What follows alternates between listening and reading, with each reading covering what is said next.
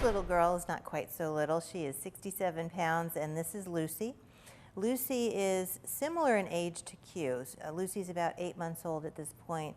She is, according to her owners, a Weimaraner mix, and they might have more of a knowledge of her pedigree, more so than we do. In looking at her, there's definitely more mix than Weimaraner. I would say there could be some Lab, some Mastiff, Great Dane. She's very tall, and she's only about 8 months old, so she still has about another year to grow. So she's going to be a big girl. The reason she was turned in by her owners, she lived with one cat and 2 little dogs, and the 2 little dogs were afraid of her.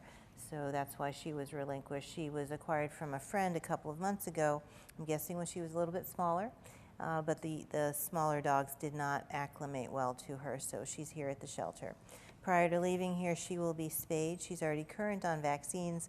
We are testing all of our dogs for heartworm, Lyme, Ehrlichia, and Anaplasma, and she is negative on all of those things. Those are important to know. Even if you never adopt from us or any shelter, you want to make sure that the dogs in your family are tested for those things at your veterinarian. You want to talk to your vet about preventatives.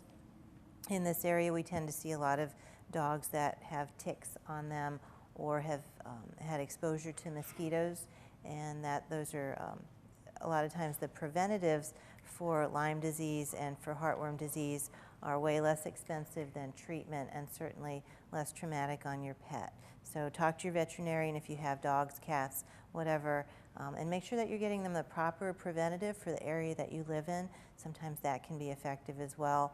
Years ago, we didn't see as much heartworm in this area, but now as people transfer, move, situations that occur where animals are transported from natural disasters, we're seeing an increase in heartworm disease and exposure to mosquitoes. And certainly the mosquito population moving around the country and relocating and just showing up in areas that they did not at one point is increasing the potential for heartworm. So again, conversation between you and your vet. But Lucy is negative on all 4 of the things that we test for. She's a great dog. She is, in my opinion, more well-mannered than Q, even though she's younger.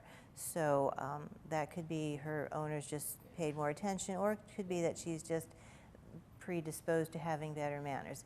Regardless, for both dogs or either dog, you want to make sure that you continue to encourage the good behavior and discourage the bad behavior by simply ignoring the bad behavior, and then praising and motivating with food when they're doing a good job.